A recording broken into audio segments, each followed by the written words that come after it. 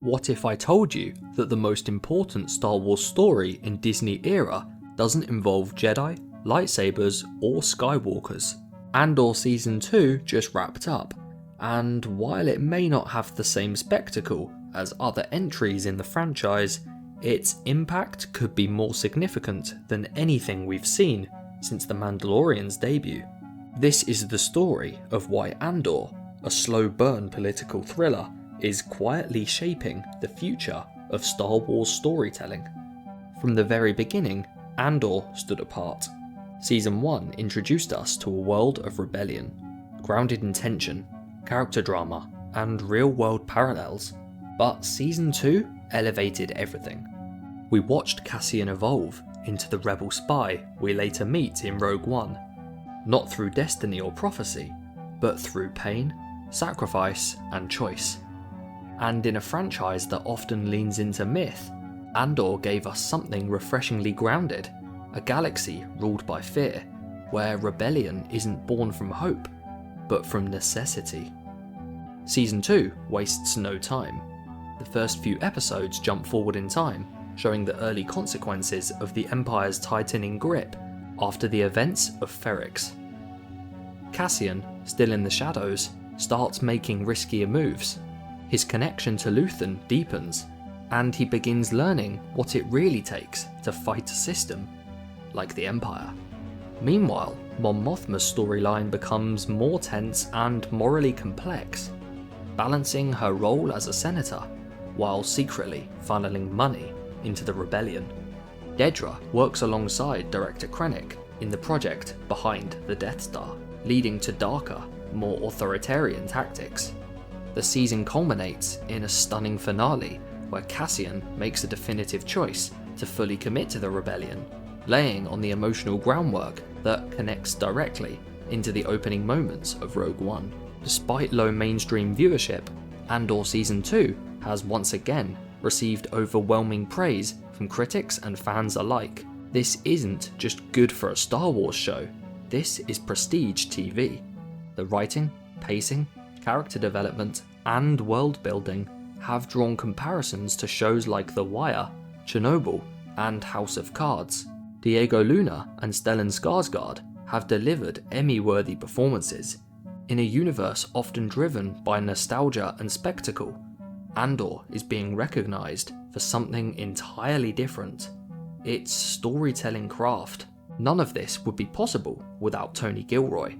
The man who came in to rewrite and reshoot much of Rogue One has now carved out his own corner of the galaxy, a vision driven by realism, systematic decay, and the individual cost of resistance. Gilroy never set out to make traditional Star Wars. Instead, he made a series about what Star Wars has always tried to say beneath the surface: that empires don't fall because of magic. They fall because ordinary people refuse to give in. With Season 2, he's not just wrapped up Cassian's arc, he's created a bridge between storytelling for mature audiences and the broader universe. The beauty of Andor is how it makes Rogue One even better. Cassian's final moments in Rogue One now carry decades of emotional weight. We understand his cold efficiency, his trust issues, and ultimately, his decision to give his life for a cause. This show adds emotional depth to K2SO, to Saw Gerrera's extremism, and even to Mon Mothma's leadership. It's rare that a prequel can enhance an already beloved film, but Andor has done exactly that. In the context of Disney Plus Star Wars shows, Andor is in its own lane. The Mandalorian pioneered the format, Ahsoka brought back legacy characters, but Andor elevated the genre. It proved that Star Wars could thrive without relying on lightsaber duels, Skywalkers, or Clone Wars nostalgia. It focused on tension, politics, ideology, and human cost. And it worked, creatively if not yet commercially. From a business standpoint, Andor is a risky move. It's expensive, slow-paced, and aimed at a more adult audience, but it might also be Disney's smartest long-term play. Star Wars can't survive on nostalgia alone.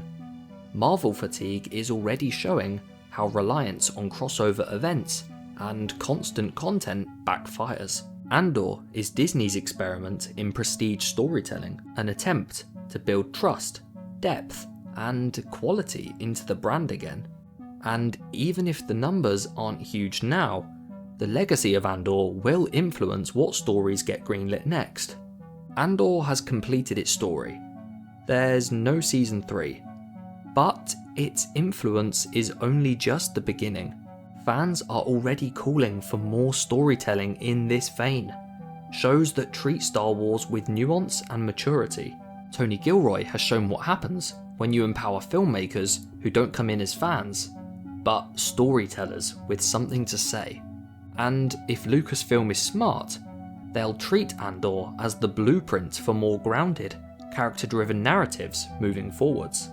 So yes, while it might not have the lightsabers, the Force, or the biggest viewership, Andor might be the most important Star Wars project Disney has ever made. It shows us that the galaxy far, far away can still surprise us, still challenge us, and still evolve.